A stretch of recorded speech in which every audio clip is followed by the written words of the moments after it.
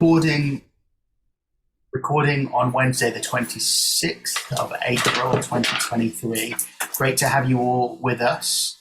I'm going to ask a question about the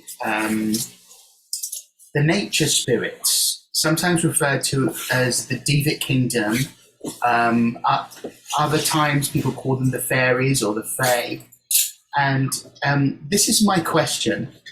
Has anybody had any type of experience with the fairies that they would like to share? If you wouldn't mind keeping your share to like a couple of minutes. So I'll go first. I asked to see them when I was in America one time, and I saw these very fast sort of like beings of light, actually. I've seen them on various occasions, but this was very, very pronounced. And sometimes when you go into a wood or a woodland, you can sense something, I think. That's been my experience anyway. That was a couple of experiences that I've had.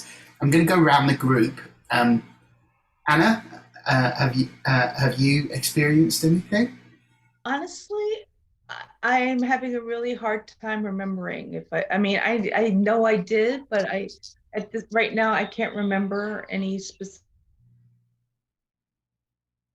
Okay. If anything comes to you, then let us know. Carl, you had your hand up. Yes. So, as in my work as a trance medium, I have, in trance, I've brought through a devic entity from the galaxy. She was like, I can't remember which, but like friends of mine, they've been doing a lot of work with dragon energy the last few years, and they created a whole dragon essence range of products. And so we were connecting frequently with earth energies and with dragon energies, and this devic entity came through to like provide information for them. And sometimes also when working together as a group, we would bring through, I wouldn't call they weren't necessarily pixies. Well, they were kind of pixies, but like also sometimes, gnomes. So depending on whether they were earth energies or, air energies, they were slightly different, but they would join our circle and sometimes speak through me or one of the other people in the group, lending their support to the work that we were all doing. That's so fascinating. And of course, you're Irish as well, which... I am Irish, yes. Half Irish, yeah. there's like but they weren't leprechauns. Well, I'm married to a leprechaun. So here, for you. Right? You can tell from the pointy ears. I think you can... I'll explain later about the pointy ears, because Bonnie and I had an online discussion about it, and she wanted to know more. But Chadwick, I can feel that you're burning to say something. Please. Good to see you. Okay, so I've had quite a few experiences since I initially even since childhood. I had recurring dreams with brownie spirits, or brownie fae. They're like kind of like look like Gimli, or what was the house elf from Harry Potter? A little bit like that, but more Dobby and brownish and fuzzy. And they would tease me. I'd have this recurring dream, but there's other things. So then actually later in my childhood, I walked into my room and there was a female faun standing in the corner of the bedroom, and she said, "Hello, Chad, let's play." Of course, as a child brung up in Christian upbringing, I was terrified and thought it was the devil, and I screamed, "It's the devil in my room, mother! It's your imagination." She disappeared. I've since I had my initial awakening around 2008, I was actively exploring with the elemental realm. My first contact, spirit communication, was with a dragon named Atreya. She identifies as a dragon. And then I have come into contact with, I think, gnomish energy. I was in a woodland in Missouri. I sat down and just meditated. It's kind of like when you go into a scrying state, when you scry Yeah. into the world around you, and I saw what would look more like a gnomish being. And then Wait, could I you say that name also again? No, gnomish? Did you say? Oh, no, gnomish. no, No, gnomish. right, got you. Short, Sounded short. like Jewish. I thought it was like a Jewish thing. No, Gnomish. it's like the scrunchy face, like an old man kind of Got you. face, Got you. Yeah, but gnomish. very of the forest. And then another one was an undine. Was sitting in front of a pond and I wanted to connect with the undines, and I just called upon it. My daily communication is with star beings. So like I'm a second wave volunteer. So I'm myself, I'm a soul of a star being. Um, so usually working with them, but dragons pop in occasionally still.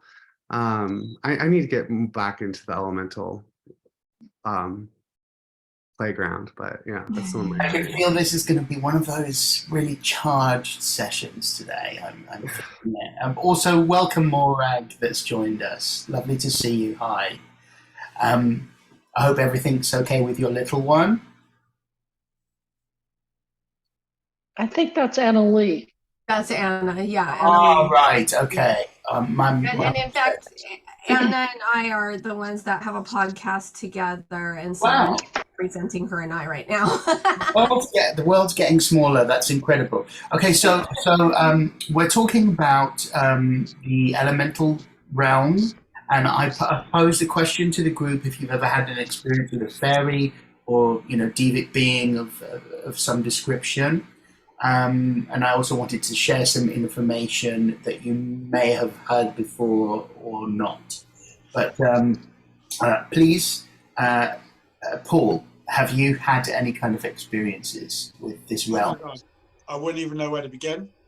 So obviously, given my path is very Celtic, and our tradition runs long with our connection to the Fae. Primarily, I use the Irish term she because of my connection with the Morrigan, who was the first banshee. He was also known as the Fairy Queen. Again, lots of experience with dragon energies, like everyone else, like known as the Drake she, or dragon spirits. It's a daily part of my life. One half of my Morrigan altar is dedicated to the Fae, or the she. And actual fact, interestingly, the very tree that I'm going to talk to you about today, the willow, has a strong connection to the she. Anything to do with because the willow is connected to water, so anything where there is water. And it's interesting because in the sort of more Irish Druid traditions, the she are more connected with hills and mounds and water, and that otherworldly travel into the underworld, which connects them very deeply to death. Interestingly, the more sort of foresty type spirits aren't really, in the Irish tradition, aren't really so considered she. They're considered a completely different sort of realm of beings. And interestingly enough, so because of my love of the Morrigan, I've recently dedicated a 15-part series of spell boxes dedicated to how often she shows up in fairy tales. Everything from Snow White, things like Maleficent. It's very much a guise of the Morrigan. Sort of Sleeping Beauty, the evil queen. She shows up very much as sort of a trickster and a temptress, but always with the kind of greater lesson around how not to disrespect the sort of the powers of nature and magic. So yeah, the she are a daily part, or the she and the Fae are a daily part of my life. And interestingly, where I live down here in Devon, hop across to Cornwall. Cornwall has a phenomenal kind of history with things like the Booker, are a dedicated spirit of the land and nature spirit of Fae. They have a huge, long tradition. And interestingly enough, the sort of Fae traditions in places like Ireland and Scotland managed to survive the sort of Christian era, and especially in Cornwall, because the sort of our government doesn't actually completely run Cornwall, so a lot of their traditions remain. So there's a long tradition, and anyone wants to look up sort of Cornish witchcraft and Cornish fae practice, you'll find it survives even into today, which I find fascinating. Okay, thank you. There's a lot there. I think we need to dedicate a particular episode to this whole topic. Yes. Okay.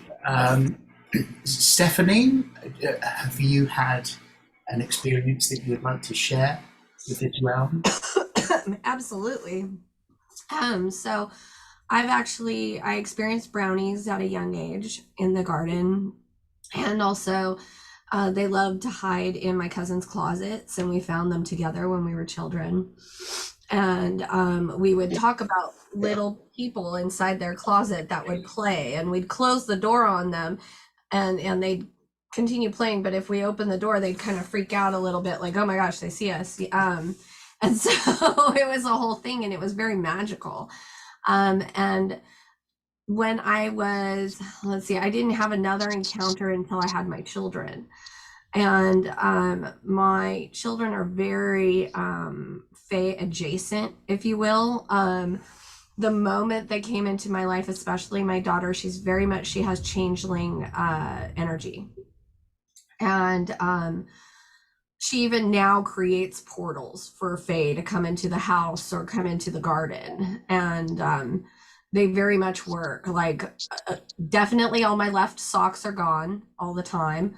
Things of that nature. They'll take things and replace them, or they think they're giving me gifts. They also, I leave them candy or sugar. They definitely like that, even edible flowers. I personally, as a practitioner who's worked with elementals my whole entire life, I can tell you when a garden has fae in it or not. And a garden with fae is so alive and so happy and so lush. And it's because they really are the guardians of that realm. Yes, indeed. Yeah. Well, so I love fae. Me too. Me too. This is a topic that I was searching for an expert in this field to be a main guest for about a year, and then I found somebody, and we booked the session, and she had an accident and she was in hospital, and she's a famous author. And it never happened. And I tried to book it again a few times. Her business partner has been on, who is a famous Celtic wise woman.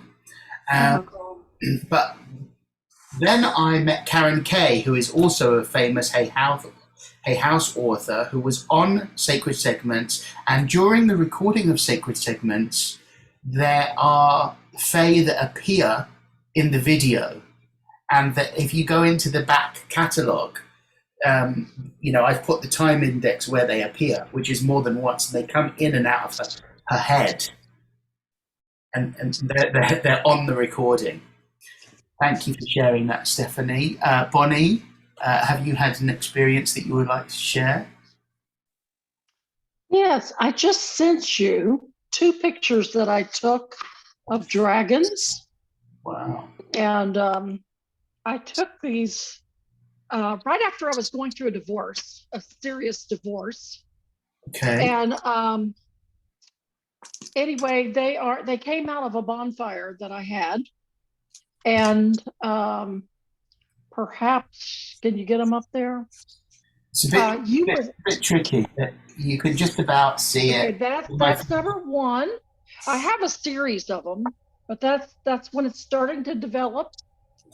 And then the other one, you'll see a full-faced dragon in one of them. Yes, I can see them. Yeah. I think you're going to have to come a little bit closer. But anyway, when put them on the Facebook group. You can post them on the Facebook group. I will do that. When I went through my second divorce, it was pretty traumatic. There was a lot of abuse in it, and so I would go and hide in my room, and I'd be in the fetal position, And the only way I could get through it was to write poetry to fairies. Wow. And so during that period of time, I wrote probably 50 fairy poems. And anyway,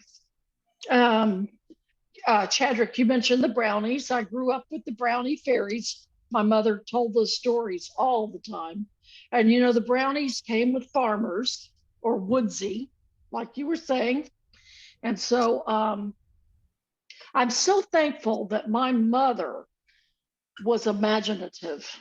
That's one thing I can say about my mother. She had a great imagination. She was political, but on the side of that, she had an incredible imagination, and she did not mind teaching me things when I was little. Well, of course, so, you know, the imagination is linked to the psychic realm. It's so completely linked. Yeah, it opens that door. It definitely does. Yeah. And when I hear people say, I don't allow my children to go to imaginative things, I think, ow, you're really shutting their door. You know, you need to open those doors and tell them when they can bring it down, how to bring it down. So you sound like you've had quite a lot of experiences of this. Yes, I did. Well, yes, I did. And I imagine as an artist, you know, you're looking into that realm on a regular basis. You see, I'm drinking wine today. Okay. The reason I'm drinking wine is because being an artist, you get into that hyper, you know, you cycle. So I've been in that high cycle, the euphoric end. And so I don't do medications. I take 2 small glasses of wine when I'm up there, and you too, Anna, thank you. And just lower, it works like medication. So Yeah. Anyway, yeah. The master of yoga that I was a member of his society called the Ethereal Society. This was after his death, but I've heard stories that he would, and on occasion, smoke cigarettes, and he wasn't a smoker, to ground him, Yes. or have. I wish. Yeah. Marijuana joint, okay? I mean, Yeah. Texas is not legal, but I wish it were. Got you. Thank you for sharing that. Morag, I imagine you've had multiple experiences as well. Yeah, I grew up with a lot of fairy energy, so that was always around me, the fairy energy. And that just seemed very natural. And then as I got a little older, then all different land spirits, sky, sea spirits, water spirits connected with me. And for me on a daily basis, because I live right on the seaside, I connect to the water feeders daily, and I go down to the beach. And they're just wonderful to kind of work with, because they're so alive and connected to people's emotional states. And then also when I'm walking through woodland where I live, that's where I get the dragon energy from. There's certain places where you really feel you're walking on the sacred land of dragons, and that comes through. So yeah, on a daily basis, it's just, to me, working with fae or divas or any spirits. I also work with different god and goddess energies. It's just a part of life. It's just like, I just can't imagine how people don't have them in their life. Whose cat is that? It's my cat. Very vocal. I wonder what they're saying. What, my cat? Yeah. So he's saying, "I'm here, everyone. Just take notice." Hi, cat. What's his name or her name? Hi, baby. Here we go. Hi, I knew it was going to be a black kitty or a tuxedo kitty. So beautiful. They're so vocal. Yeah, his name's Pudding. Hello, Pud. We see you. We hear you. So on a couple of sessions ago, there was an animal communicator my friend Kaylee from Sicily, and she was doing her second session with Greta, reading Greta's cat. So thank you for sharing your Fae experiences. If anybody missed out, then please let me know if there was something that you wanted to say. Yeah, Anna. Yeah, I mean, you called on me first. I was so not ready for this question. Sure. Yeah, It was you're like, ready now. You're here with us. well, I mean, it's like, I'm not visual the way some people are. I don't see beings.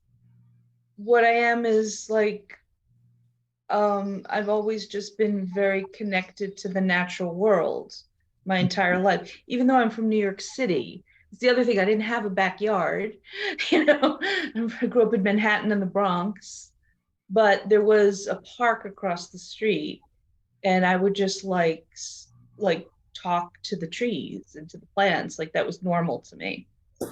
And just recently, I saw a dragon in the clouds, but to me, a dragon is different from a Fey realm. So I think because dragons are very important to me.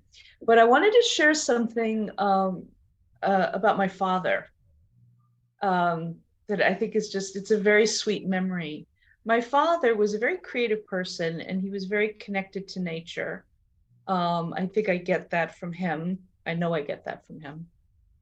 And he used to tell me he created a series of stories, and they were channeled, and they were called The Magic Queen. And so he would tell me these stories every night at bedtime, and it was it was like an ongoing series. And what it was is like there was a portal in a tree in a forest, and I was the protagonist in the story.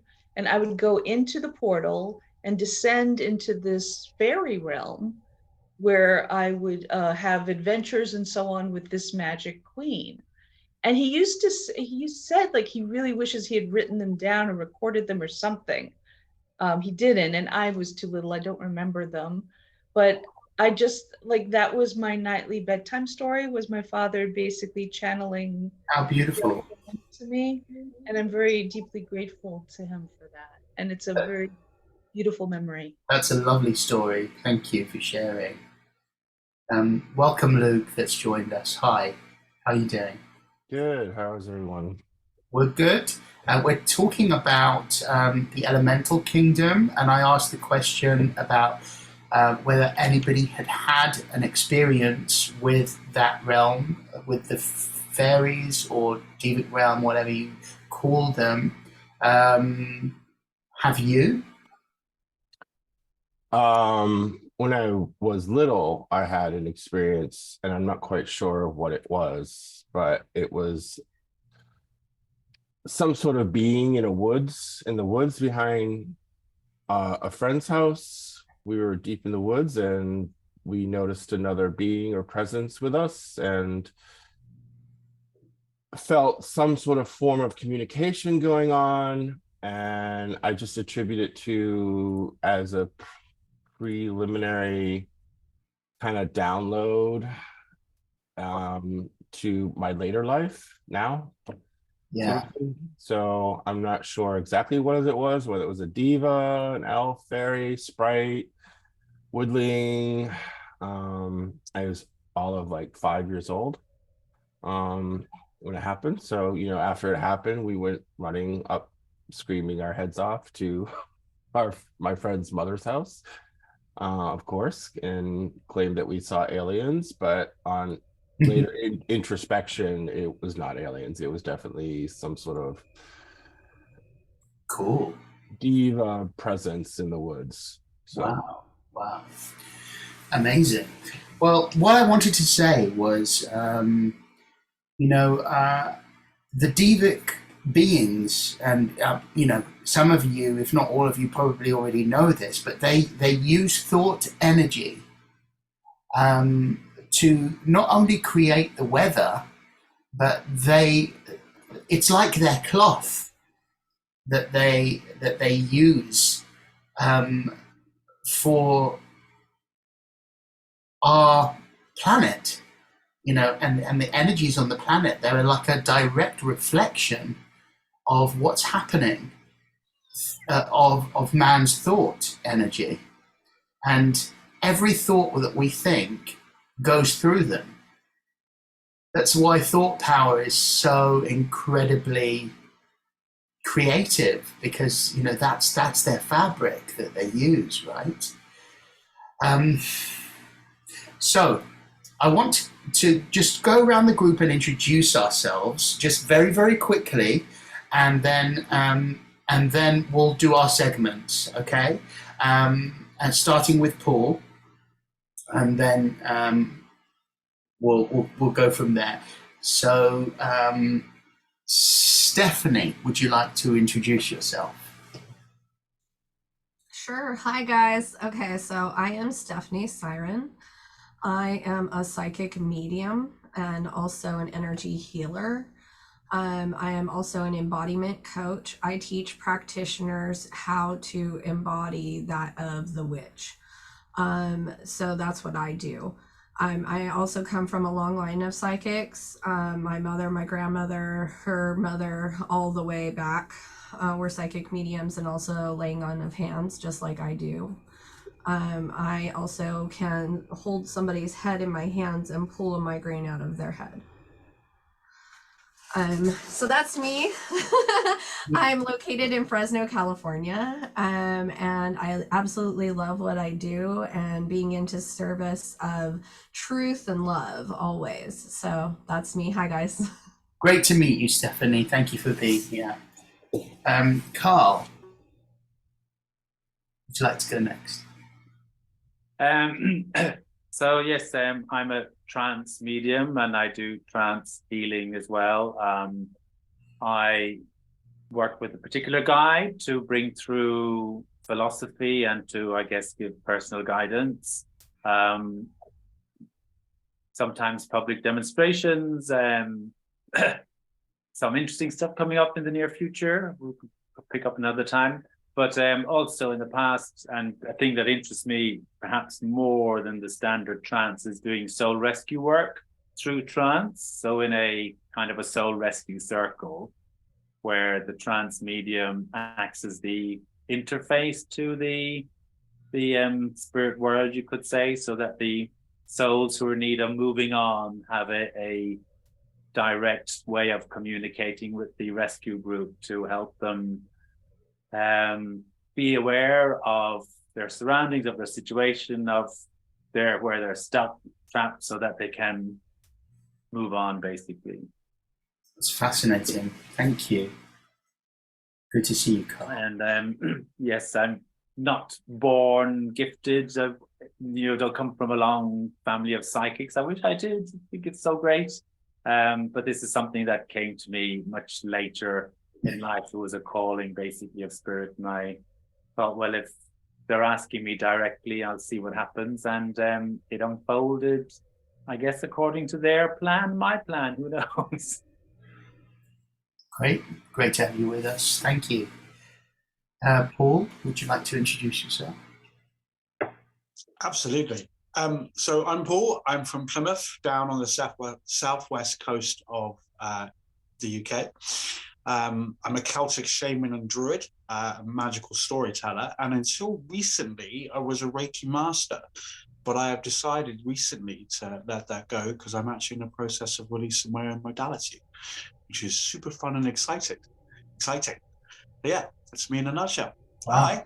Great to have you here. Thank you. Anna, would you like to go next? And I'm sorry for my connection. It's very terrible today. My name is Ana Pavlakis. I'm originally from New York City, but I live in Spain on the Costa Brava, not far from Carl. We're neighbors. Hi. And I am a shamanic practitioner, shamanic healer, as well as a coach, using shamanic methods for spiritual development and personal development as well. And I'm also a feng shui practitioner in the BTB feng shui, Black Sectantric Buddhism feng shui tradition, which is actually from the Bun pre-Buddhist Tibetan shamanic religion tradition. So my work is essentially shamanic, and I really, really love clearing. I love clearing negative stuff out of people, places.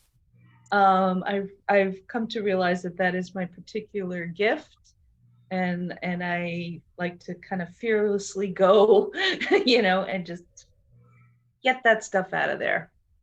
And Awesome. yeah, so that's me in a nutshell. We need that. We need that. Yes, everybody needs that. Yeah, that's great. So glad you're here, Emma. Thank you. Bonnie, would you like to go next? Well, I'm not sure what I am. Stephanie did a reading on me this week, and the latest thing I found out about myself is I am of a Syrian starseed, and I did the Syrian test, and I'm 100% Syrian starseed. There is no question. And there's an aquatic type of Syrian, and then there's the cat, and so I'm of the cat origin. So anyway, that's my latest. Oh. I'm a mother. I'm a 71-year-old mother, a nurse, herbalist, and I had a near-death experience. And that's me. Amazing. Well, there's a friend who is part of the Facebook group, a dear friend of mine called Angela Prince, who I used to sing with, that's it's a Pleiadian. And another girl who is a dear friend of mine that's in this group, but she hasn't been for a while because she's got into a relationship. And you know what it's like when you get into a relationship, you get all loved up and you don't see anyone. She's an incarnated mer fairy. So her whole business is massage therapy, but using all of her mermaid magic. And she was very connected to the fairies for her whole life. But she's very much of that realm. Quite difficult energy to be around for a long period of time because she's so frenetic, but she's a beautiful soul. You said she's on the show, or she's been on the show? No, she was a regular, and she's been a guest. Yeah. Okay, I'm so interested. Yeah, she's a fabulous human or non-human, whatever you want to say. Chadwick, you're up next. Okay. Yeah. So let's see. I'm a lot of things. My biggest facet right now is being a starseed and tapping into my pre-life life that I'm to return to upon the end of this life in the stars. My name there that I know it as is Celestrionia, and I'm a female embodied being. And I have a partner, Gayrin, who is actually with me as a guide in this life, who we will both resume back into that world. One of the things that I do in my practice is light language singing. It's the language of my soul, the language of my people, I would say. And it can, like Reiki, it can clear blockages. I use it to clear my chakras. I use it to send spirits to cross them over. I use it to, do land healing. I sing to animals. I also have used it for removing pain. Also attuned to Reiki. I'm a master hypnotist. I'm not very practiced right now. I need clients, but let's see. Yeah, I just want to go home. Well, you're here for a reason because we need you. Well, yes, the thing about second wave volunteers is that we're basically holding the higher frequencies as basically cell phone towers, I suppose. And the thing is, I have a big presence when I'm around people, and people can only take so much of me too. Well, that's interesting because there's a very dualistic aspect to your energy. I very much feel it. And part of it's hidden and not in this realm. And you explaining what it is that you embody is very interesting. And I'm fascinated to have you as a future guest. I'm really excited to know you and meet you, and so glad you're here. Thank you. Morag.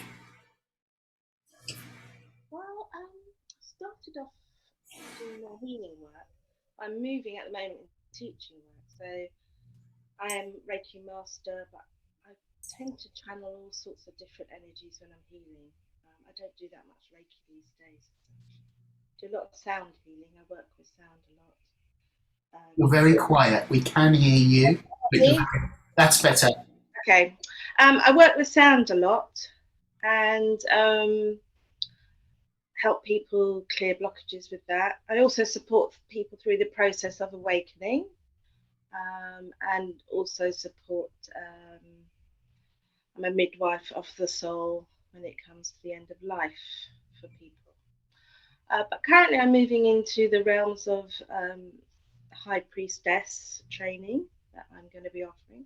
I've written a whole course which I'm recording at the moment, which will basically take people through the training and through deep healings so that they can access the high priestess within them. So I'm a Magdalene high priestess. So I work with Mary Magdalene quite a lot, just through my day-to-day life, becoming more and more a channel for love light in this world. Beautiful, beautiful. Is that a ruby you're wearing? No, it's I think it's carnalite. Oh, it's gorgeous. It's lovely. Yeah. Thank you. Great to have you here. Luke. Hello, everybody. It's really nice to see everyone and be here. So my name's Luke. Right now, I'm an orthopedic massage therapist. So I do hands-on body work with folks. I'm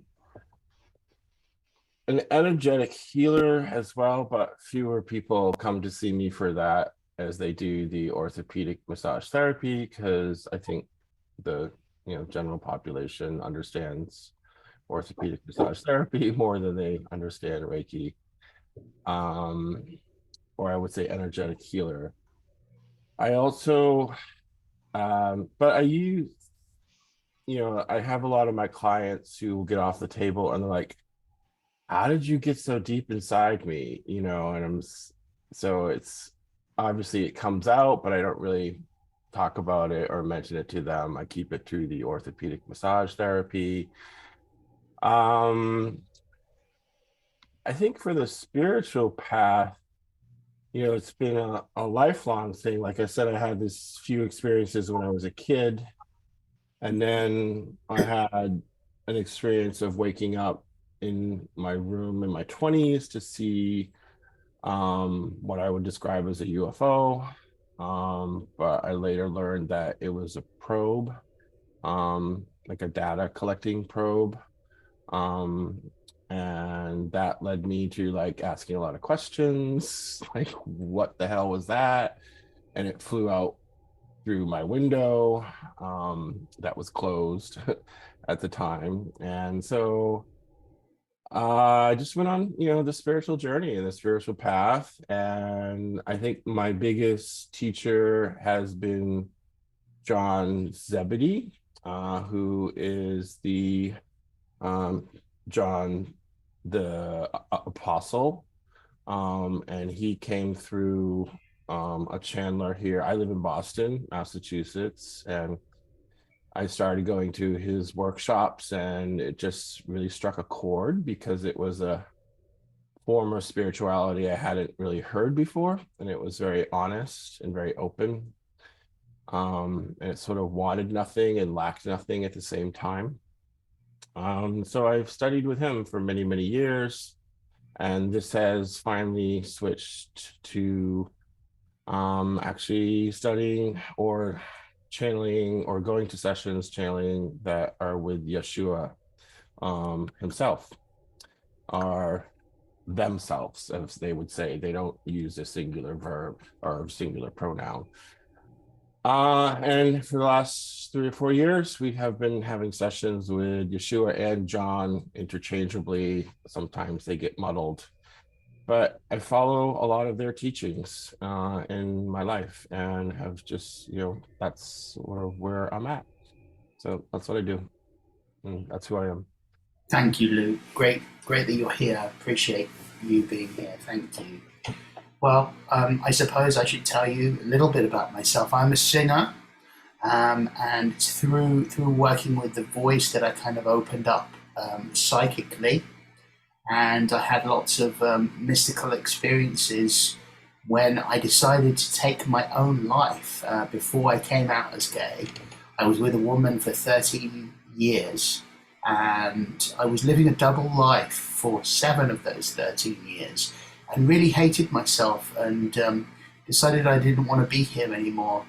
And so I made the decision to take my own life, and a book fell on my head called May the Angels Be With You, from high up in a shop on the top shelf, and it literally like flew off the shelf and it hit me on the head.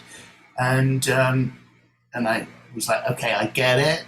And then it kind of opened up my third eye, and I started having all of these very mystical experiences. I've seen multiple UFO craft throughout my life, and I was a member of the Etheria Society for many, many years, where I learned psychic development and healing and dowsing and sort of the esoteric arts. Cosmic contact, and we were working in cooperation with the Cosmic Masters on a regular basis through mantra, sacred mantra, which I was initiated into, and as well as working with the voice and healing, I was told by 3 separate psychics that I'm a crystal elder. And I didn't know what that meant. And then I found a book called The Crystal Children, and everything in that was accurate, except the dates. So I'm still discovering what that means. But I think, like everybody has said here, it's we're anchors, right? We're anchors of keeping the frequency high. But that doesn't mean that we don't have our own struggles and our own different hurdles to get over. But I'm really glad to have met you all, and we're going to talk about the healing power of trees now. Paul is going to do his segment, and so over to you, Paul. Hello, thank you very much. So Alexis chose the tree for today, which is willow. In Gaelic, and if my pronunciation is bad, you're going to have to excuse me, it's Salya. And what's really interesting is when Alexis chose this, I'd forgotten, because the last time I was on, I did alder, which is farron. And if both actually grow by the water, farron grows, or alder grows right by the bank, and willow a little bit back. And if farron or alder was the king of the water, then the willow would be his queen. And both together mark the boundary between what we call this world and the other world.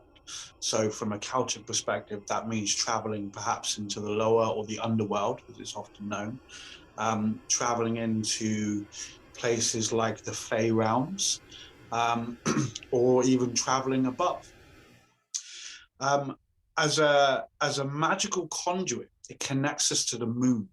It's very much deeply connected to the moon and intuition, the psychic kind of realms, from sort of prophecy to seeing, which means that it also connects us to goddesses like Rhiannon and Caradhran, who are both goddesses of the moon, although Caradhran is more kind of the waning into the dark moon, and Rhiannon would be more like the sort of waxing into full moon. However, also Rhiannon is a horse deity. Interestingly enough, so we've just not long had Imbolc, and we're moving into Beltane. Willow, often made into a wand and then tipped with an acorn is a symbol of the phallic energy, so fertility. So willow also connects us to the realms of fertility, so things like manifesting, growing, shifting, shaping. And throughout the year, Bridget and an ancient goddess known as the Kaliak, who is the goddess of winter storms, who shaped the very first rocks upon the land and the hills and the mountains, they do battle throughout the year. Imbolc, Bridget defeats the Kaliak to usher in spring, and she carries around with her a wand, a white willow wand tipped with an acorn, and of course then loses to the Kaliak at Samhain, who uses an oak staff to usher in winter. Oak often considered sort of not the enemy, but the counter to willow. Both obviously are considered boundary trees. In terms of its healing, though, everyone should know, or hopefully would know, that the origin of aspirin comes from willow bark. Obviously, it's a painkiller. It's great for healing sore throats. It's great for stopping cuts, blood. Yeah, it's great for stopping bloods. It's an amazing disinfectant. And as a vibrational essence, and how you make a vibrational essence out of willow, you can do one of two things. You can literally just put the willow bark into the water, leave it in the sun for 21 days. We're in the sun and the moon cycle for 28 days, and let it absorb its power, and then obviously tip out the willow bit. Or you could make an oil from willow, because I've never seen willow essential oil sold anywhere, but then you could obviously drop the willow into the water and then leave it for the 28-day cycle. And it's absolutely phenomenal for dealing with emotional distress, mental instability. It really grounds you, opens up the heart, really steps into a really loving place.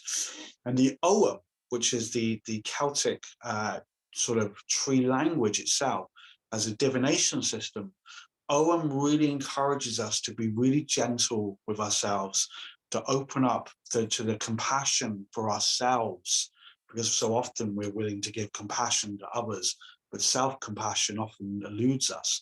What it does, it really attunes us and opens us up to the heart space to allow ourselves the opportunity to one of the greatest virtues of healing, which is to allow our tears to flow, to really cleanse and clear the heart of all of those things that hold us back, all that trapped emotion. And it helps us tap into the wisdom of our heart and its insight. And another function as well, in connection with its magical element, often it's also used for protection in otherworldly travel, but it helps us to access the magic and the insights that come from otherworldly magic. Hence its use for a wand. How much time do I have left? Sorry. You have 3 more minutes. I really wanted to lead you through a quick meditation, but I don't know if I'd have time. That's a real shame. Yeah, go on very quickly. If you'd all like to just close your eyes very, very quickly, we'll do this. We'll do this in 3 minutes or less. Okay, I want you to close your eyes, and I want you to breathe into the still center of your being, which is your belly. Breathe deep into your belly. And I want you to imagine yourself for a moment, you at a younger age, because that's when the magic of our life is so in bloom. And you're sat upon a boat on a river, going down the river, and on one side is a willow, on the other side is an alder, so you're about to cross into a magical threshold into the other world. And as the boat passes between these two trees, day becomes night, and in the sky is the full moon reflecting into a beautiful pool of water. And all around this pool, there are willows, and the willow leaves are falling into the water, infusing it with willow's magical energy to connect to your heart.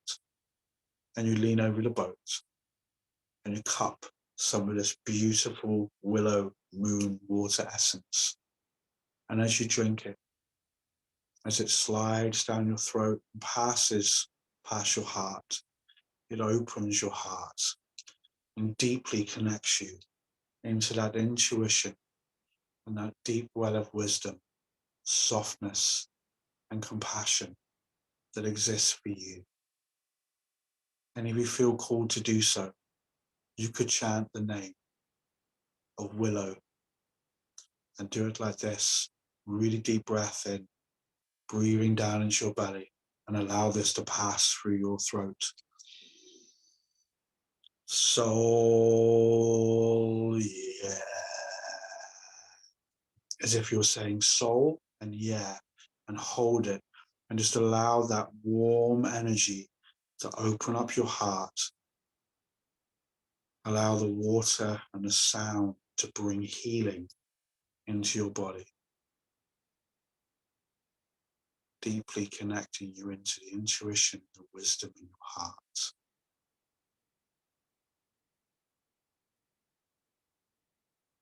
Soul, yeah.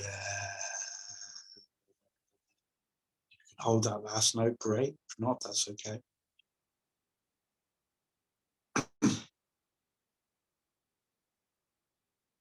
And then just allow yourself to turn your little boat around, feeling refreshed and open for this great evening, and pass back between the boundary of the other world and this, and open your eyes.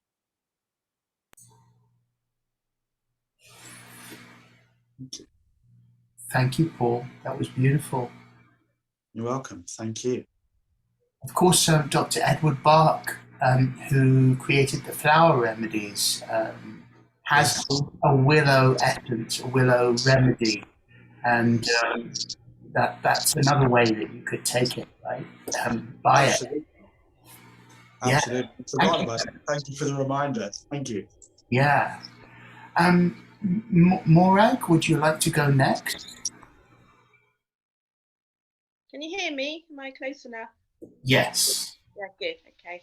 So today I wanted to just talk about sacred masculine and divine feminine energies.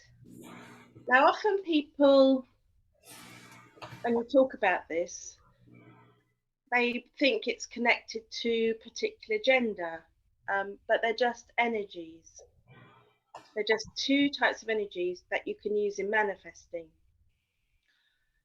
One of the things I've been working on quite a lot through my priestess and high priestess training and the course I'm writing is ways that the Egyptian priestesses, high priestess, would manifest.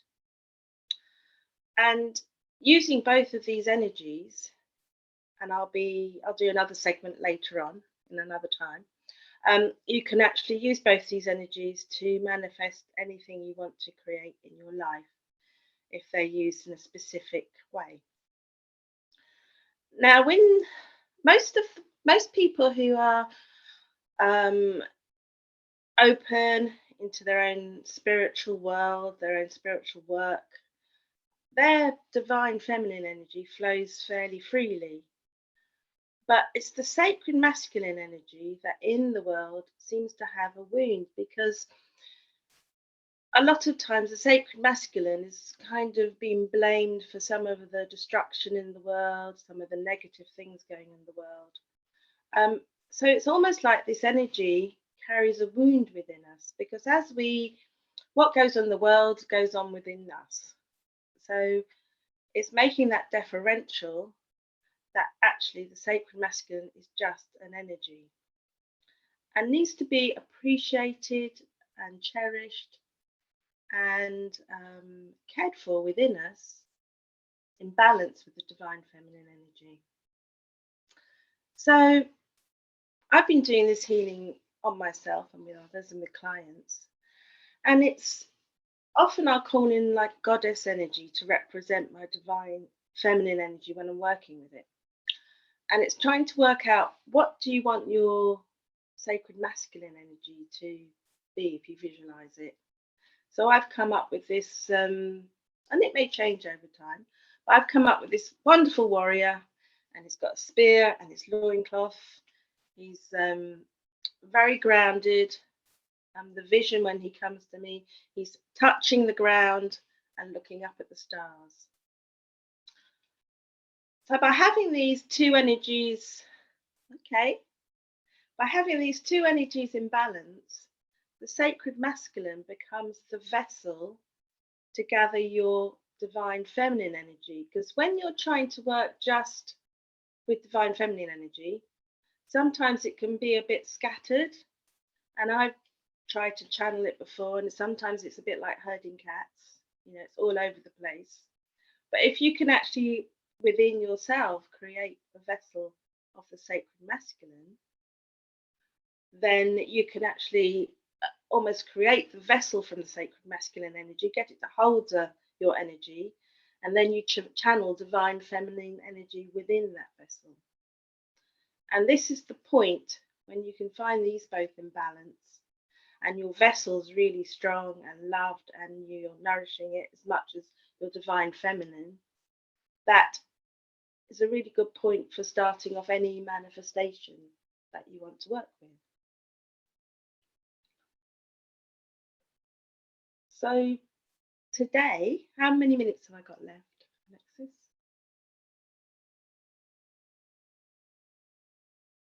You have 4 minutes left. Oh, plenty of time. I'll do it well. Oh, sorry, 3.5, but 4. Okay, that's well within that. Maybe not even need that. So today, all I want you to do is just really close your eyes and take some nice deep breaths into your belly. And just feel the strong, protective nature of your own sacred masculine energy. Just send it love, nourish it, appreciate it, really appreciate it being there within you.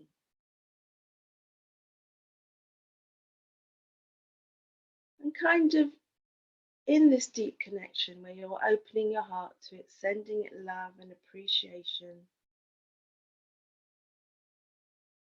see if you can invoke some sort of image of what your sacred masculine energy looks like. What's it like? What would it be if you drew it or described it? Is it earthy? Is it ethereal? Is it masterful? Is it a wizard or a farmer or a healer? What is that part of you? Really get a clear connection to it and bring it forth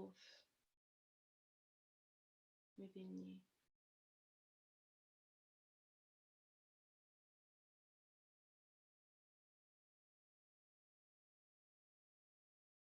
And when you've got that connection, just know that anytime you need to work with this energy, you'll know what it feels like.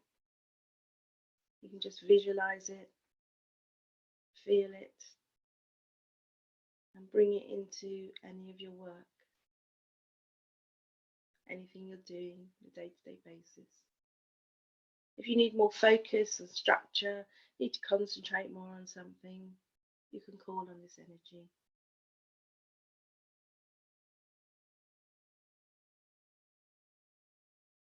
So just open your eyes and come back.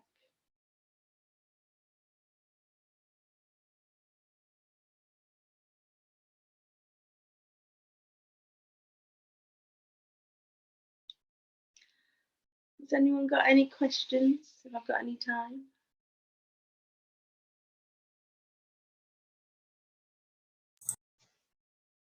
I have a question. What's your question? Okay, so you were saying that you're doing high priestess work, like you're learning how to be a high priestess, or you were already initiated? I'm already a high priestess. You're already initiated? Yeah, okay. Teaching yeah, I am too. I wanted to know what your lineage is and what you teach.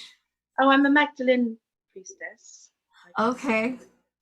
So I teach, but that also embodies other teachings from other traditions I've studied. So my own teacher gave us a kind of a skeleton of what we should be teaching, but also encouraged us to make the whole of the teachings our own.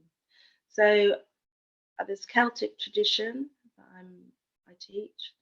I also teach some of the Egyptian priestess teachings, and also Hindu yoginis as well. That's another part of my own lineage. So I weave it all together and create create from my history. Yeah. That's really beautiful, really Yeah. beautiful. Beautiful. And I think we all kind of do that, right? Like we make our own signature of magic with like that is attuned to us, so that is really effective. Yeah, and when we're sharing it with others, it's our own little bit of magic we're sharing, isn't it? Yeah. Not something that someone's written for you. So, yeah. Right. But it's like yes and, right? Because it's like it's good that it's our hybrid of things, right? But it's also good to honor the traditions because there's power in the traditions too, because they're done over and over again and it creates like an energetic tulpa, right? Very So much. yeah. Right, it's not just sticking to one path, wherever Right. your energy, whatever comes to you. So, yeah, but yes, these ancient traditions are very, very powerful. I was going to go to Chadwick next, but I've seen Bonnie's message and the fact that the weather in Texas is intermittently bad and she may lose her connection. So just in case you do, Bonnie, I would like to come to you next for your healing herb segment, and I believe you're going to talk about elder as a remedy, right? Is that Right. right? Yeah. Okay. Thank you for allowing me to go. As everyone was speaking, my two dogs with dementia, both of them, are like going crazy beneath me because it's thundering and carrying on. But elder, I'm going to be very honest with you. I've always been kind of afraid of it, and probably for a very good reason.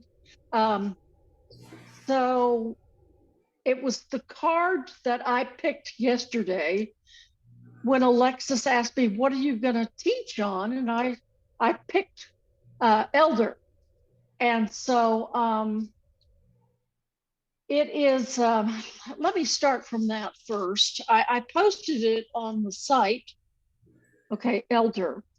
And when I said I picked a card, it's an herbal card for the day.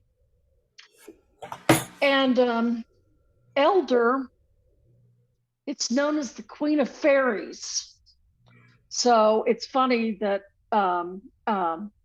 Paul picked the fairies and the fae, and so elder is the Queen of Fairies. She is the queen of the underworld.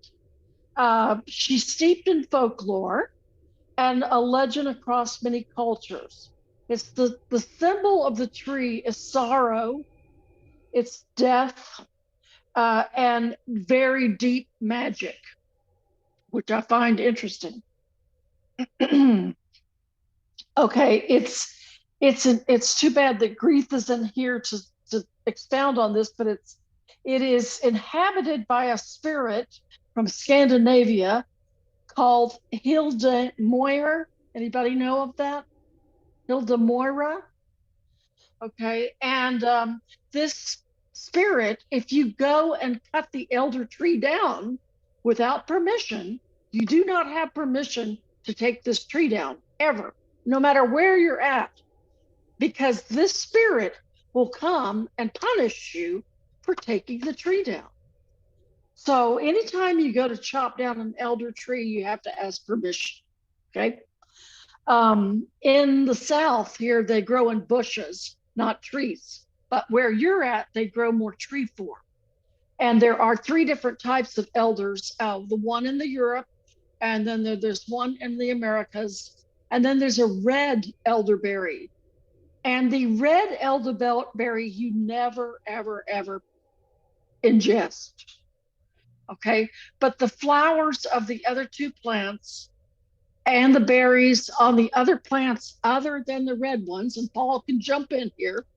The berries on the other plants you can have with the flowers. You can't have the red berries. Is that right, Paul? Thank you. You Yes. can jump in. Okay. Feel free to.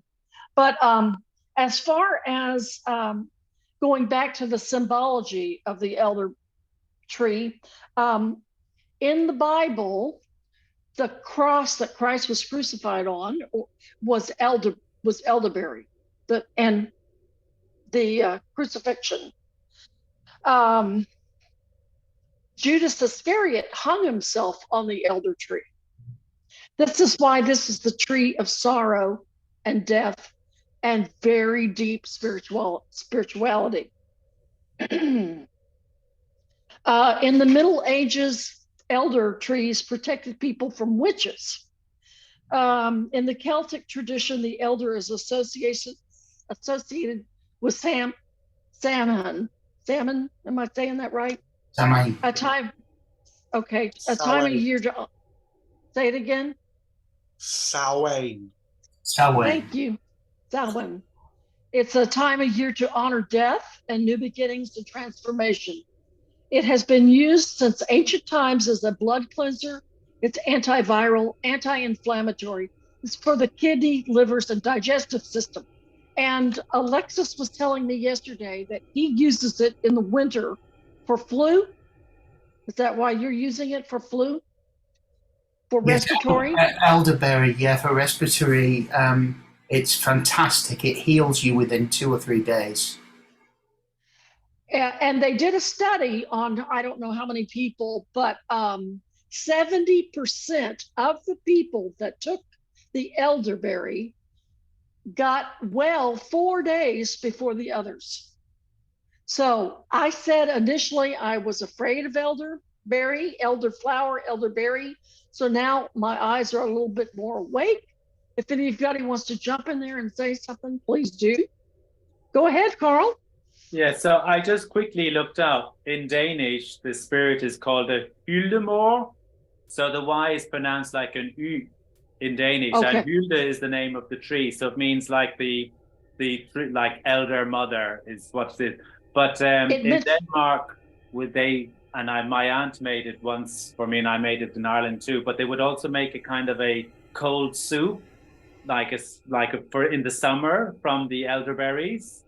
So it was a kind of refreshing, like you do cucumber soup and like a gazpacho. In Denmark, they would do a cold elderberry soup in the summer that you would have as a So like a gazpacho? It's like a gazpacho? No, because it wouldn't be flavored with garlic. It'd be more just like it was because we had it once, and I even did it. We had an elder tree in our garden in Ireland, and I used my aunt's recipe, and it was kind of not sweet, but it was kind of funny. It was like, very, very thick juice really in a way. But yeah, so they would drink elderberry soup in the summer in Denmark. Okay, thank you. Anybody else have an experience with it? Well, of course, the name elder, it implies wisdom, right? And it's a guardian of sorts, and a wise elder, right? And as you mentioned, the flowers, the elderflower and the elderberry, and they have two different flavors. I understand. And different healing properties. I notice whenever I have elderflower, I feel very, very light. I feel quite sort of like playful and joyful and uplifted. But elderberry is much more of a sort of like earthing and healing, nourishing vibe. Okay, I will have to try this out. It's fantastic knowledge. Thank you for reminding us of these ancient healing remedies. Could I add something to that? Please do. So first one, my main wand is actually made from elder. And if you look very closely, it actually has the Ogham symbol. on it. Oh, It's made by a local druid. It's carved inside and stuffed with mugwort, yarrow, and vervain, and a clear crystal point. And interestingly enough, elder is sacred to both Hecate and Decaliac. And if, funny enough, following on from my tree, if willow and alder were the boundaries between this world and the other, then elder would sit in between it, making a sort of a triune of trees, marking life, death, and rebirth, and the journey beyond this world to the next. So the passing of the veil, so to speak. And interestingly enough, the sap from elder, when washed upon the eyes, actually has the ability to open up this sort of seer slash prophetic nature of the tree. so what I got is that she is the number 9, and she is related to Pluto. Oh, okay. She has the Pluto energies of life and death, Yeah. and she's the elder, she's the wisdom. So she's lived 1 through 9. She's lived the lifespan, so she's the number 9. Yeah, I'm not too familiar with that bit, but however, I could also say that talking about being an elder, one of the old traditions was that being an elder wasn't about your age, but about the wisdom you inherited. And often you would be asked to meditate under an elder or walk around the back. Walking around the back of the tree is symbolic of otherworldly travel also. So there's a deep connection with elder. Which is incredible. I'm going to have to move on, but it's because of time. Amazing knowledge, thank you. It really ties in with something that I said about the willow, which is that you should never meditate underneath the willow because they can play tricks on you. So good to know that you can go around the back of an elder and meditate, or in front of and then go back. Actually, in the old traditions, the druids would actually meditate under the willow as well to receive psychic visions. There's a wood carving from Gaul of a druid sharpening 3 shafts of willow under a willow tree with 3 cranes flying over the top, which is a symbolic of otherworldly travel, thus deepening the idea that there is actually a Celtic branch to shamanism, which is really, I find, fascinating. Yeah. Thanks. Bonnie and Morag, thank you. Thank you also, Paul. Chadwick, I'm coming to you now. Would you like to tell us about your work? Yeah, so the biggest thing right now is the light language singing that I do. I downloaded that ability back in 2008 during a ceremony with Mars, Pan, and Poseidon. It was pretty intense. But initially, my biggest connection with spirit was through dragons. When I would commune with the spirits, they would always refer to me as a dragon prince. And as you know, like on our spiritual journeys, we're given breadcrumbs to unfold, to understand who we are on a higher level. So that was just like the younger version of my journey. So as I got more seasoned, I came into contact with, well, actually around the very beginning too, I came into contact with this male being who would appear in dreams. And he would profess, a romantic affection and would say, "I'll be there for you." At that time, I did not understand. I thought it was a real human being in this world, and I was desperate to find this human being. And I was so, it really was painful. But over the years, this being would present itself with different faces.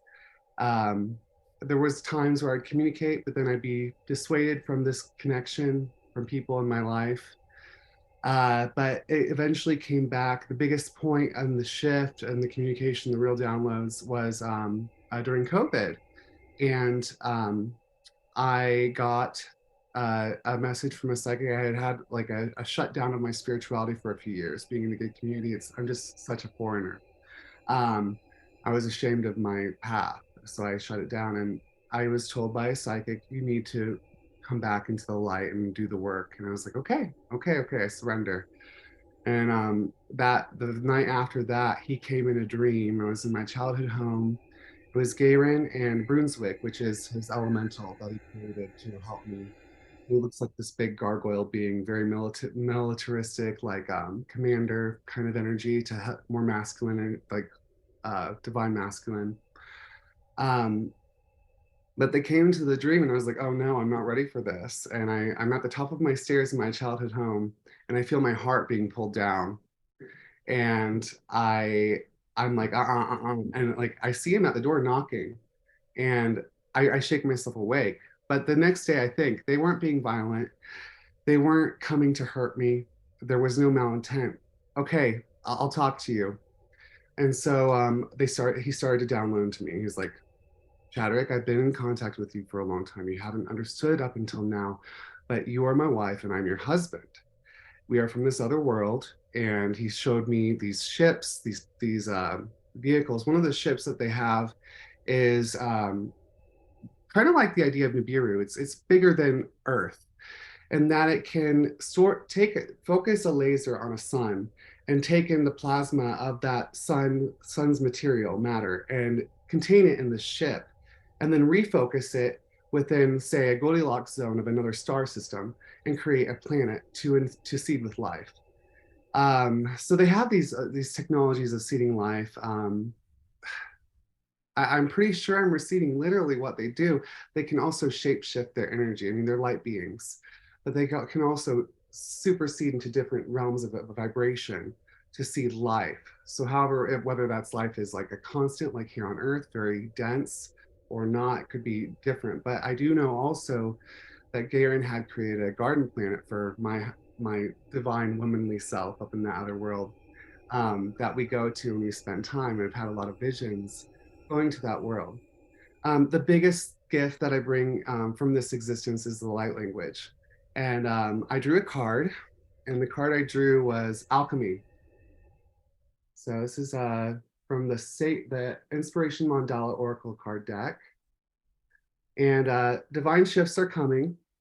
Change is inevitable. Try to relax and not resist this transformation. Little effort is required to experience a magical opening and healing.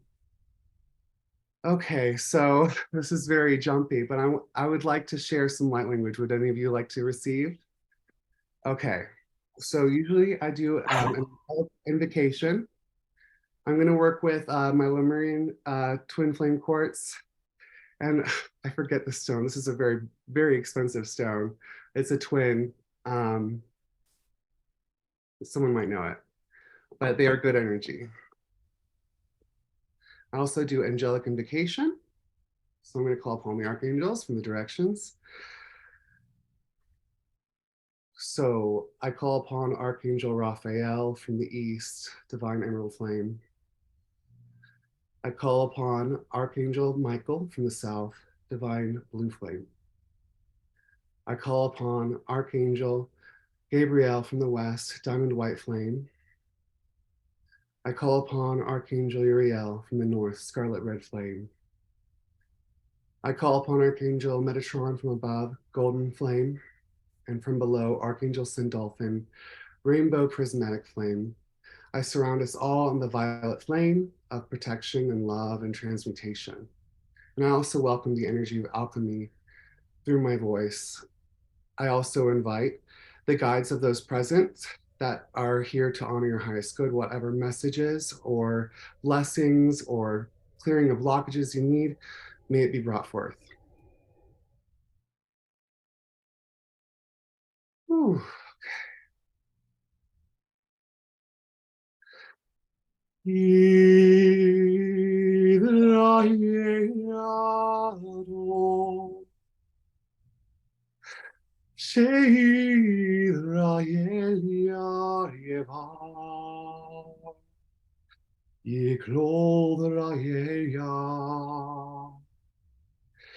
Imia velum nie ceira nie vutrel Evan Evacel. Imio levi adroiel. Imio será el llevar el hombre y mi hombre lleva. Yes, yes, Señor, lleva, lleva, y mi hombre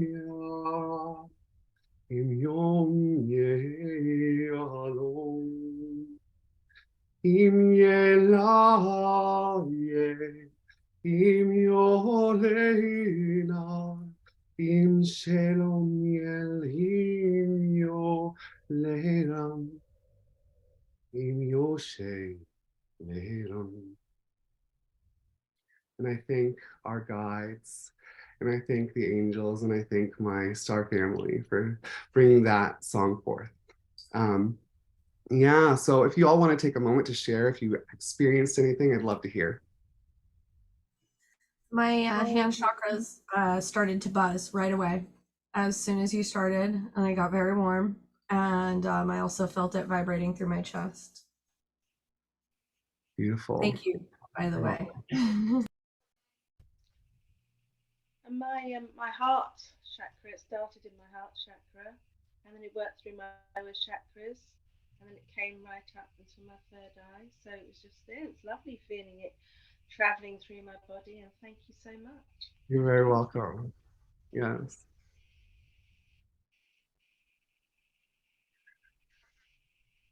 So yeah, how much time do I have left, Alex? We're done. Okay. Yeah. Thank you so much, Chadwick. You. I just have a question. So when you are singing, are you accessing other dimensions? Oh, definitely, yes. Yes. Yeah. I am a conduit for at least the ninth dimensional frequency. As I invite other guides for other people, I invite all of those rays, as long as they're for the highest good of the receivers. Amazing. Thank you. Thank you for demonstrating your gifts. Appreciate you.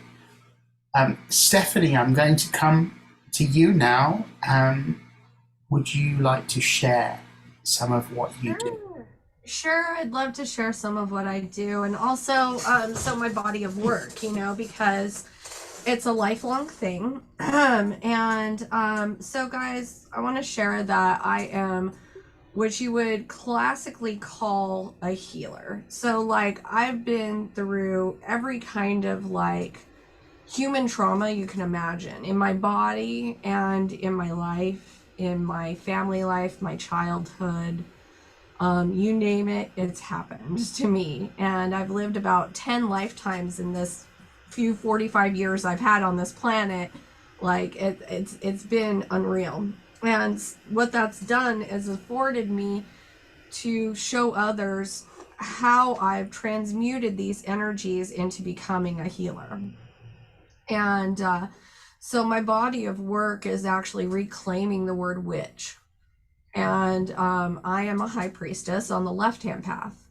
I practice sex magic as permission, full embodied permission to traverse the universe and be embodied, right? So I have a coven online that I run, and it's because most witches that are very, we have a thirst for knowledge. And we have a great love of the planet Earth and of connecting with her. And so as that, I teach others how to connect and how to give yourself permission to be. Especially since we've had so many years of being oppressed, right? It hasn't been safe to come out and say, I'm a witch. And in a lot of places in the world, that's still not okay. And I have the luxury of living in California in the United States. So I am able to say, hello, yes, I practice witchcraft. I am a witch. I am embodied. I'm a high priestess. And I teach other witches how to embody themselves, how to be at peace, and then be able to manifest, right? And so Anna Lee, who is not on here, but she's been on older episodes, and she'll be on again. She is one of my business partners, and we have a podcast called The Magical Hour with Anna Stone and Stephanie Siren. And what we do is just reach out to everybody to talk about these topics. And our next topic is about money energetics. So that's going to be a fun one. If you guys want to tune in, we're going to be talking about, you know, like we've already had one about the universal laws, and we went over that. And now we're talking on money energetics and the understanding of energetics from energetic masters. I have a master. I'm a Reiki master in shamanic Reiki. I'm also a Reiki master in traditional Japanese Usui Do Reiki. I also have learned energetic mastery from several teachers on the left-hand path. And so I understand how to use the earth and energy and myself as the conduit to create real change for myself in my favor as I go. And I teach others to do the same. But it's also, right, the law of compensation. So like you have to pay the price to get the magic.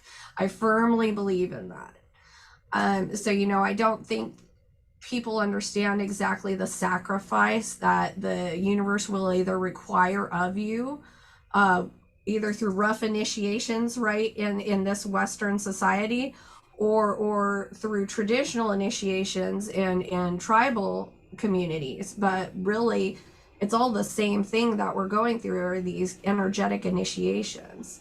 So when we learn that and understand it as a sacrifice, like we're not going out having human sacrifice, we're sacrificing these energies, you know, it's a pay-as-you-go kind of thing to get the thing. And money is an energetic flow. It is a spirit. And so we'll be talking about that for an hour, I believe, Friday night. We will link it on both our socials about when we'll be live. And it's a lot of fun from two embodied witches. And between us, we have over 50 years experience as practitioners. Could you please post it on the group? I'm sorry. Could you please post it on the group? Absolutely. I would love to. I love meeting other people that are aligned on this path and experiencing these magical things, right? Like these surreal things. And it wasn't until I had my second Reiki master, Reiju, my whole life I've been an Akashic reader. I was taught at 20 to be an Akashic reader by my mother. It's something that my family knows how to do. And so I really never saw beyond the earth's Akashic records. And then after I had my spiritual awakening and these mastery reijus happening, these activations inside of me, which also opened up my ability to activate others, right? I started to see that other star species or peoples or what communities have their own set of Akashic records as well. And so that's how I'm able to do starseed readings, is I really truly didn't even think that we had star seeds, to be honest, because my connection is so earthy that I just was like, oh, whatever. And then I had an encounter with an ET who came to me for a reading. And I was like, well, you don't have earthly Akashic records. Like, there's no past lives to look at. And they were like, what do you mean? And I explained to them down the line, like, why they are the way they are. And it had everything to do with where they came from. And so it was very affirming for me and them. And so it kind of opened itself up. And I have spirit helpers on the other side that come to me who do access these other Akashic records and help me when I'm channeling. Just one more minute, if you wouldn't mind. If you could wrap it. One more minute? Yes. Okay. Well, I just want to thank you guys for having me on, and I look forward to really just branching out and networking with the community, because this is my life's passion and my life's work. Well, we'd love to have you as a future guest for a longer segment, and appreciate you being here. Great to meet you, and it's interesting that we've had that connection through Fresno. Thank you so much. We're going to run over time by approximately 10 minutes. Anna, you're up next. Okay. Hello. Hey. I'm gonna put, I hope, a picture, an image. Yeah, okay. I just put an image in the chat. Some of you may know that, well, most of you know that I'm a feng shui practitioner. And some of you may know that on Sunday, Greta and I are doing a workshop, a wonderful 3.5-hour workshop on feng shui and health that I call Radiant Health Through Feng Shui, because I believe that it is our birthright to have radiant health. Not just good health, but radiant good health. And so I come from the Black Sectantric Buddhism tradition of feng shui, which is the spiritual kind of esoteric added into the more practical feng shui thing. So in addition to moving things around in your home, we also do prayers and work, with energies in a more esoteric way. Alexis, how much time do I have? Because what I do depends on that. How much time do I have?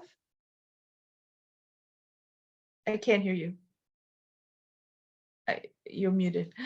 Sorry, 7.5 minutes. 7.5 minutes. Okay. So I'm just going to talk a little bit first about the home, and then I want to do, with your permission, a medicine Buddha prayer and transmission for you all. So health, if anybody's familiar with the Feng Shui Bagua, I don't know if you are, it's divided into 8 different sections, and then there's the middle where the Tai Chi symbol is. And that's where the area of health is represented. And so if you think about it, everything touches it. All the other guas, all the other parts touch the health area, and also the health area touches all the other parts. So it's saying everything is connected to health. Health is connected to everything, right? Because that expression, you can have all the money in the world or all the love in the world, but if you don't have your health, what good is it, right? Oh, it's the foundation of all of our good experiences in life, which is not to say, that you can't have a good life, even if your health isn't great, but come on, if we have a choice, we want to have health. So you could take a look at what's in the center of your home and think about that. I don't want to get too much into it because that's all in the workshop, but if you think about what is in the center of your home and also figure out where is the center of your home, which is not it sounds like a very easy thing to do, but it's not necessarily. Because it could often be like a place, like it's a corner of a closet or whatever like that. So one little tip that I want to say is that you really want to try to keep the center of your home uncluttered. Okay, or in general, keep your home uncluttered. Oh, there you go.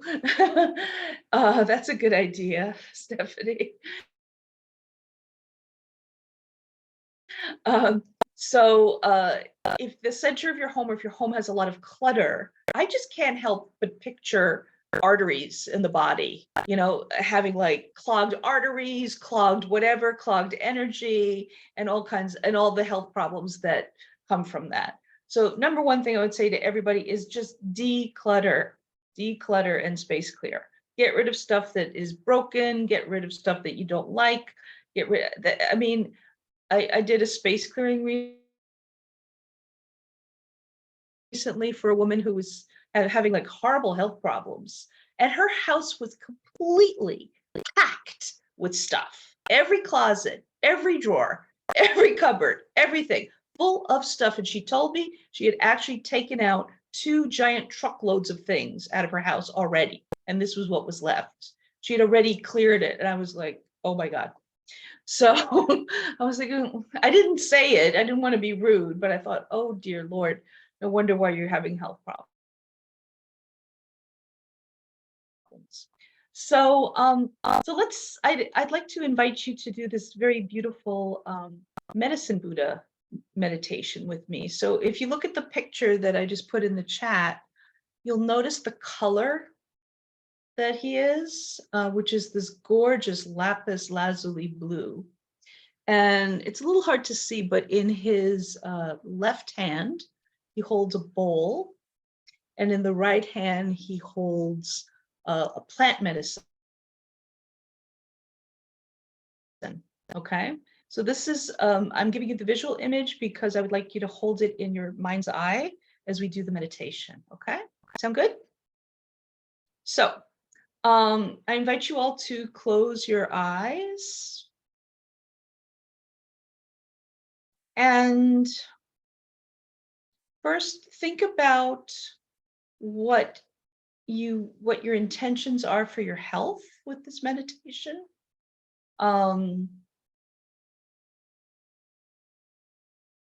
Like, do you want to eliminate some kind of pain? Do you want to balance out your weight one way or the other? Do you want to have more energy? Whatever your goal is for your health.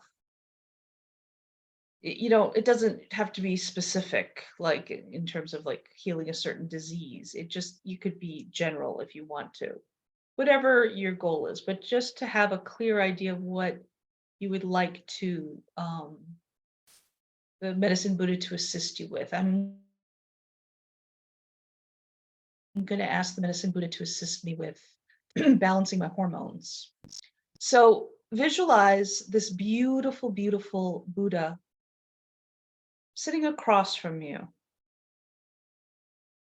and emanating this beautiful blue light towards you.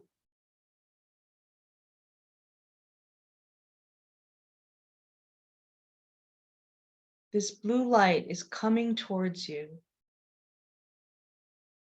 And the bowl that he holds begins to emanate a beautiful nectar, a healing nectar that begins to flow out of the bowl and down through your crown, all throughout your entire being, flowing through you, filling your body.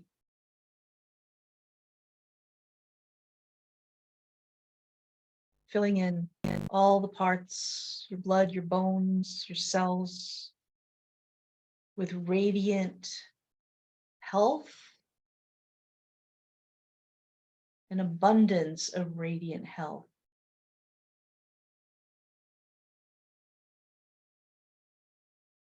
And this process instantly, completely, and permanently eliminates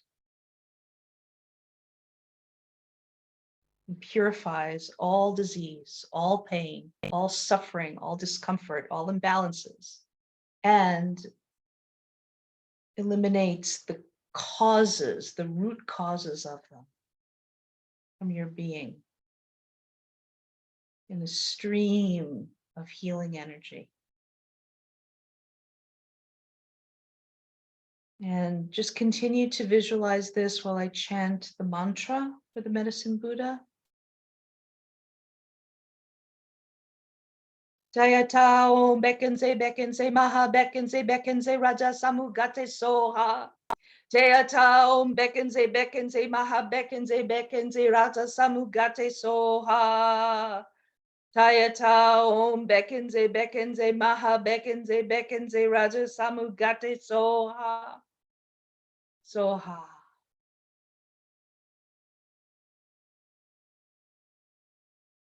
And with this practice of the medicine Buddha,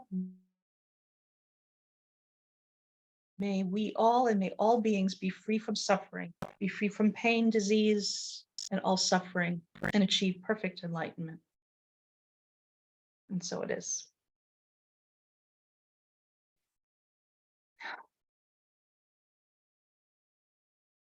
Wishing you radiant, blessed health.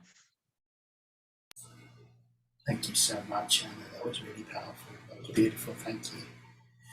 And thank you, everyone, for participating in this sacred segments today. I'm going to close this session by asking you to give someone a compliment and also to say something that you are grateful for, or something about yourself that you're grateful for, and a power word. Okay, I don't know if you can remember all of those things. So a compliment, a power word, and a gratitude. Okay, and I'm going to start with you, Anna.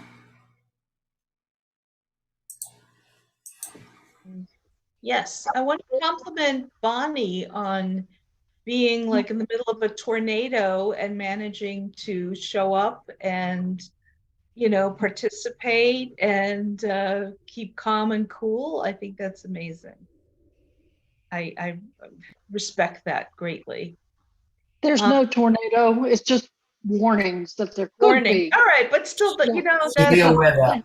but it's unsettling, and I just, you know, want to compliment you on Thank you. you know, working through that. A power word. And the other is a power word, health.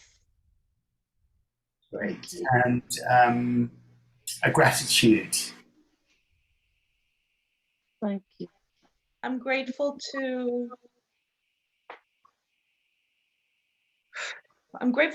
for my health. I'm grateful for my health. Beautiful. My excellent health. Thank you, Anna. Thank you for that. Luke.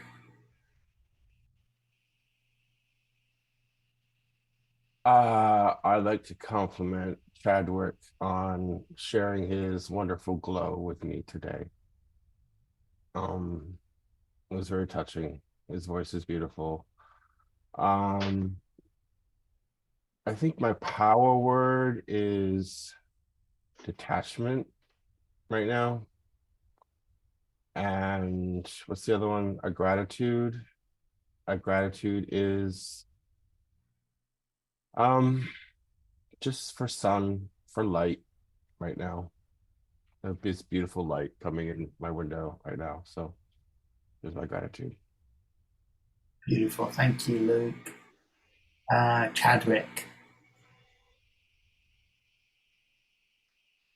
I wanted to compliment Carl's Star family. They when after he shared about him downloading, I definitely picked up on that. Their lovely signature, and it was very sweet. They gave me a little chill down my spine, and I thought it was beautiful. So I wanted to compliment them for you. And power word, grace. And what I'm grateful for is just my unfolding on this journey that I am here on Earth. Beautiful. Thank you, Chadwick. Paul.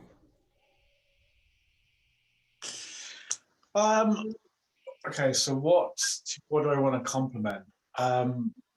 Actually, all of you for like just showing up with just such beautiful hearts and sharing all your different traditions and paths, and just blessing us with the fact that people from different traditions can actually get together and there isn't drama, there's just love. So I want to express that. What am I grateful for? Ooh. I want to say actually all my otherworldly connections, my connections to the earth and to the sky and the world around me, and this beautiful planet that we live on. And my power word, prophecy. Thank you. Lovely, thank you. Morag. I want to compliment you, Alexis, for bringing us all together and always organising everything and being like the core of this beautiful group that comes together. So Thank you. thank you for that. And my power word would be appreciation.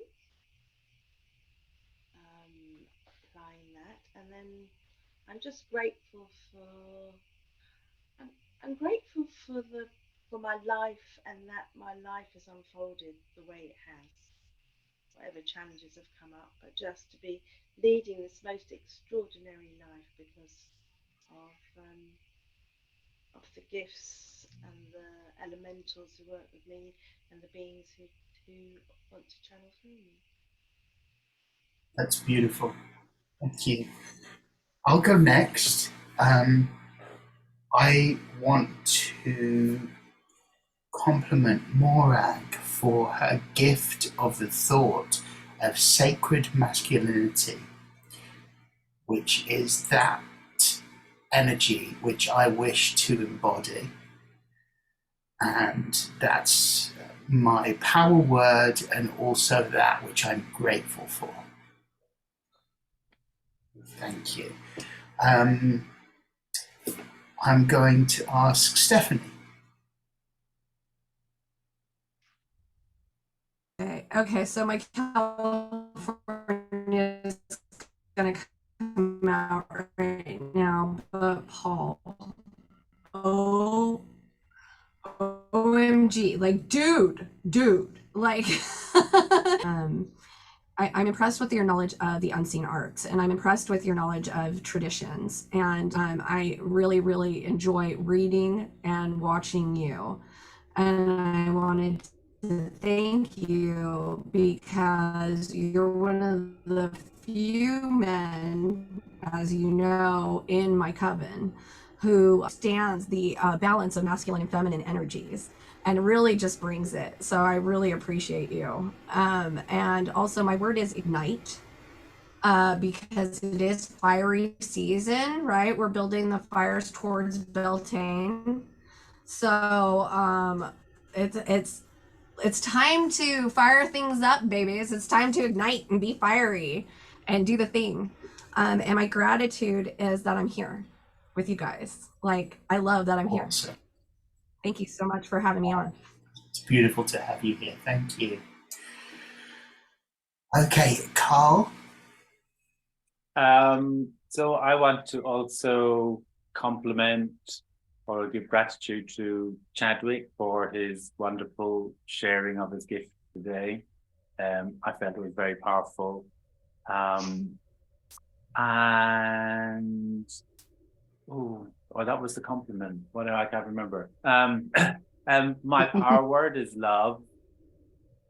And yes, and the other thing I'm grateful for is the community. So this community and the community of our spiritual helpers and all those who work to raise the vibration of planets and the people on it. Sublime. Thank you. Luke. Oh, you Yeah, I already went. you already went. My apologies. Bonnie. Okay. I want to thank all three women, Stephanie, Morag, and Anna, all three of you. It's important for women now to be strong and become what we haven't been. And